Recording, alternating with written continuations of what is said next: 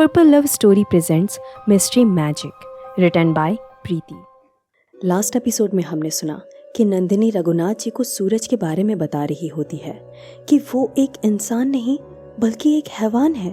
अब आगे नंदिनी आगे कहती है, बाबूजी, वहाँ पर जब मैं पहुंची तो मैंने देखा कि नुकीले कांटों के ऊपर सूरज हवा में बैठा हुआ था और अचानक सूरज एक कटोरी में से कुछ पी रहा था। वो खून था। मेरी आंखें बिल्कुल बाहर की तरफ आ गई थी ये नज़ारा देख। मैंने अपने हाथों से अपने मुंह को दबा रखा था और आंखों से आंसू बंद नहीं हो रहे थे। जब मैंने अपने चारों तरफ नज़र घुमाया तो देखा वहाँ पर कितने सारे बच्चों के बेजान शरीर पड़े हुए थे और उससे ज़्यादा हैरान होने वाली बात ये थी कि वो जहाँ पर बैठा हुआ था ठीक उसके सामने एक तस्वीर थी जिसकी वो पूजा कर रहा था। पर वो कोई आम पूजा नहीं थी, वो कुछ काली विद्या की पूजा कर रहा था। और वो तस्वीर किसी और की नहीं, मेरी बच्ची सौम्या की थी जिसे वो हैवान मारना चाहता था। ये देख के मेरी सांसें मानो रुक सी गई थी। फिर मैंने गुस्से में चिल्लाकर सूरज को नाम से बुलाया। सूरज ने जब मेरी तरफ देखा तो उसका चेहरा बिल्कुल खून से लथपथ था और वो हवा से ज़मीन पर आ गया। फिर मैंने गुस्से में उसका कॉलर पकड़ लिया और पूछा, तुम क्या कर रहे हो ये सब, और तुम सौम्या के साथ क्या करना चाहते हो? तब सूरज ने जवाब दिया, अरे तुम्हें ये सब पता चल गया? अच्छा हुआ, अब तुम भी मेरा साथ दो। मेरी पूजा बस खत्म ही होने वाली है, सिर्फ एक लड़की की बलि, और फिर मैं सबसे शक्तिशाली आत्माओं को अपने वश में करने वाला वो काला तंत्र हासिल कर लूँगा। फिर हम वो सब कर पाएंगे जो उस मंदिर में बैठा हुआ पत्थर का मूर्ति भी नहीं कर सकता। और पता है इस काम को पूरा कौन करेगा? हमारी बेटी सौम्या। उस शैतान ने उसे चुना है। उसमें एक अनोखी बात है जो सब में नहीं है, उसकी कुंडली बहुत ही खास है। ये कहते हुए सूरज की आंखें चमकने लगती हैं। फिर वो आगे बोलता है, कल अमावस्या की रात में मैं उसकी बलि चढ़ाऊंगा और फिर सूरज की बातें सुन नंदिनी जवाब देती है, बेटी, अरे कोई बाप अपनी बेटी की बलि नहीं चढ़ाता। वो तुम्हारी बेटी तो नहीं है, वो सिर्फ मेरी बेटी है और मैं अपनी बेटी को कुछ नहीं होने दूंगी। और तुम्हें उसके पास जाने के लिए पहले मुझसे लड़ना होगा। इतना कहते हुए वो सूरज को मारने लगती है, लेकिन सूरज नंदिनी को गले से पकड़ के ऊपर की तरफ उठा देता है और कहता है, तुम्हें क्या लगा इतनी आसानी से मैं ये मौका गवा दूंगा? हाँ, वो मेरी बेटी कहाँ है? अरे मैंने तो तुमसे शादी इसीलिए की थी क्योंकि मुझे तुम्हारी बेटी चाहिए थी। इतने सालों तक मैंने इंतज़ार किया है और तुम्हें लगता है इतनी आसानी से मैं ये मौका छोड़ दूंगा? ये कहते हुए वो नंदिनी को और ऊपर उठाने लगता है और दर्द से नंदिनी हाथ पैर चलाने लगती है। वो किसी तरह सूरज को जोर से लात मारती है जिससे कि वो उसके हाथों से छूट जाती है और मौका देख के नीचे पड़ा हुआ एक स्कल यानी कि खोपड़ी से वो सूरज के सर पर मारती है, जिससे कि सूरज का पैर थोड़ा डिसबैलेंस हो जाता है और वो उन्हीं नुकीले कांटों पर जा गिरता है जो कि मेटल से बनी हुई थी। उस पर गिरते ही सारे कांटे उसके बॉडी के आर पार हो जाते हैं, जिससे कि सूरज की वही मौत हो जाती है। और ये देखते ही नंदिनी भाग के उस जगह से निकल के अपनी गाड़ी में बैठकर घर के लिए निकल पड़ती है और घर पे आने के बाद रूम का दरवाज़ा बंद करती है और वॉशरूम में जाकर शावर ऑन करके उसके नीचे बैठ जाती है। और वो सब चीज़ें जो अभी अभी उसके साथ हुई थी मानो उसके आगे फ्लैश आउट होने लगती हैं। थोड़ी देर ऐसे ही शावर में बैठे रहने के बाद वो भीगी हुई कपड़ों में अपने बेड के सहारे नीचे ज़मीन पर बैठ जाती है और तभी उसके रूम की लाइट जलने बुझने लगती है। वो थोड़ा डर जाती है। तभी अचानक खिड़कियों के भड़बड़ाने की आवाज़ आती है मानो कोई जोर जोर से उसे पीट रहा हो। जब वो खिड़की की तरफ देखती है तो उसे दिखता है कि बाहर एक काला साया है जिसका मुंह पूरी तरह से खून से भरा हुआ था। नंदिनी कुछ समझ पाती इससे पहले ही कमरे में एक आवाज गूंजती है। तुझे क्या लगा तूने मुझे मार दिया है? तूने तो सिर्फ मेरा शरीर नष्ट किया है। एक्चुअली तूने तो मुझे उस शरीर से आज़ाद किया है और अब मुझे नया शरीर चाहिए जो मुझे तेरी बेटी से मिलेगा। लेकिन उससे पहले मैं तुझे उस ऊपर वाले के पास तो भेज दूं।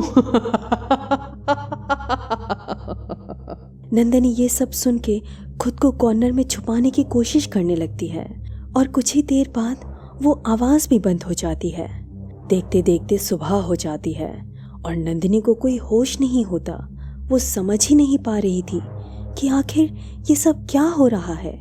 वो तब भी अपने घुटनों को फोल्ड करके अपने सर को उसमें छुपाने की कोशिश कर रही होती है। ऐसे ही देखते देखते दोपहर भी हो जाती है। तभी उसे अचानक याद आता है कि उसकी बेटी सौम्या खतरे में है। तब नंदिनी अपने आप से कहती है, मेरी बच्ची सौम्या, सूरज उसे मार देगा। नहीं, मुझे उसे बचाना है। मुझे उसके पास जाना होगा जल्दी से जल्दी।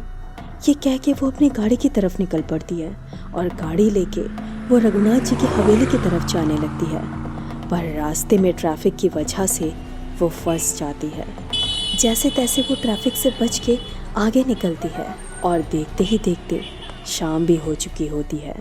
तभी अचानक उसकी गाड़ी के आगे कोई आ जाता है जिससे वो अपना बैलेंस खो देती है और गाड़ी आगे की तरफ एक पेड़ पे जा टकराती है, जिसकी वजह से नंदिनी को बहुत ज़्यादा चोट लग जाती है। गाड़ी का कांच टूटकर उसकी बॉडी में जा घुसता है, लेकिन वो किसी तरह खुद को उस गाड़ी से बाहर निकालती है और चलने की कोशिश करती है। वो थोड़ी दूर जा ही पाती है कि तभी देखती है कि वहाँ पे एक लंबा सा साया खड़ा हुआ था जो कि नंदिनी को देख के हंस रहा था। और फिर वो साया धीरे से नंदिनी के पास आकर बोलता है, तुम अपनी बेटी को बचाना चाहती हो, लेकिन तुम्हें कौन बचाएगा? अब पहले खुद को तो बचा लो नंदिनी। खून से लथपथ नंदिनी उस साये की आवाज से डर जाती है। उसे समझ नहीं आता कि वो क्या करे, लेकिन तभी नंदिनी खुद को थोड़ा संभालती है और दौड़कर आगे जाने लगती है। लेकिन वो साया गाड़ी में जितने भी कांच पड़े हुए थे वो सब उठा के नंदिनी के ऊपर फेंक देता है, जिससे नंदिनी की बॉडी पे हर जगह से ब्लड आने लगता है और नंदिनी वहीं पर गिर जाती है और दर्द से करहा रही होती है। ये देख के वो साया नंदिनी से कहता है, मौत मुबारक हो नंदिनी, और अब मैं चलता हूँ, मुझे अपना काम भी तो पूरा करना है। इतना बोलकर वो साया गायब हो जाता है। नंदिनी जिस जगह पर घायल थी वो जगह रघुनाथ जी की हवेली से थोड़ी ही दूरी पर था। नंदिनी जैसे तैसे करके रघुनाथ जी की हवेली पर पहुंचती है। नंदिनी आगे बोलती है, बाबूजी, मैं किसी तरह यहाँ तक पहुँच पाई हूँ। शायद भगवान भी यही चाहता था।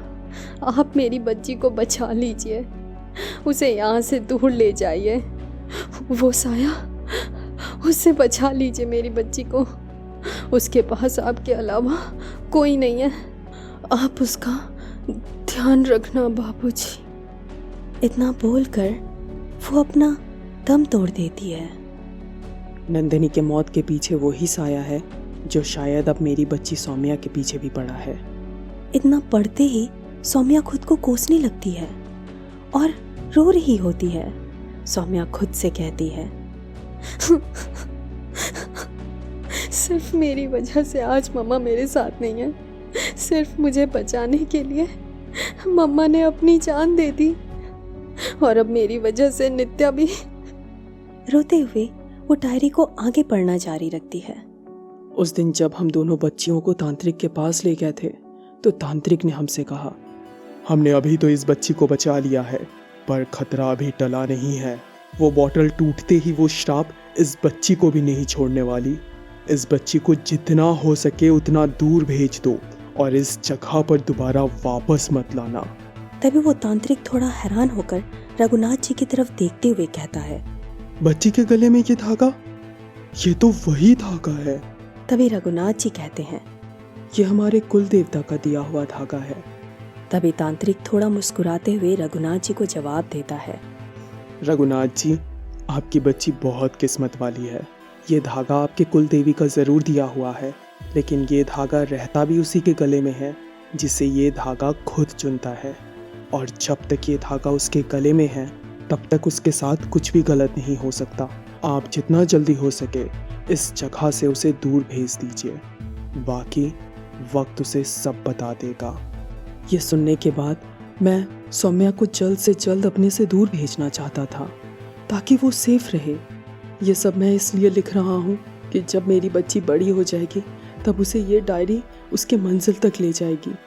मुझे नहीं पता तब तक मैं ज़िंदा रहूँगा या नहीं, पर मेरी बच्ची, तुम कभी अगर इस डायरी को पढ़ो तो एक चीज़ ज़रूर याद रखना, जो बुरे साए होते हैं वो लिखा हुआ पढ़ नहीं पाते। और कभी अपने से वो धागा अलग मत करना, क्योंकि उसमें आशा के साथ राज भी है जिसके बारे में तुम जल्दी ही जान जाओगी। और मेरी बच्ची, गलती से भी वो धागा खुद से दूर मत करना। इतना पढ़कर सौम्या डायरी का पेज पलटती है और आगे बढ़ती है। आज बहुत अजीब चीज़ सामने आई, जो कि इस छड़ी में। उसने इतना पढ़ा ही था कि अचानक कुछ गिरने की आवाज़ आती है। जब वो उस आवाज़ का पीछा करती है तो देखती है कि वार्डरोब के अंदर से कुछ पुरानी चीज़ें गिर गई थी। तभी अचानक उसे महसूस होता है कि उसके हाथ में वो डायरी गर्म हो गई है। वो जब डायरी की ओर देखती है तो उसे पता चलता है कि डायरी में आग लग गई थी। वो तुरंत उस डायरी को नीचे फेंक देती है और देखते ही देखते कुछ ही पल में वो डायरी उसके आंखों के सामने राख हो जाती है। आखिर क्या था ऐसा उस डायरी में? रघुनाथ जी कौन सी अजीब चीज सामने आने के बारे में बात कर रहे थे और किस वजह से ये सब हो रहा था? आखिर नित्या का क्या हुआ? क्या नित्या ही है जो ये सब चीजें करा रही है? क्या सौम्या ने नित्या से प्यार करके गलत किया? जानेंगे इन सभी सवालों के जवाब नेक्स्ट एपिसोड में। सुनने जरूर आइएगा। हाँ।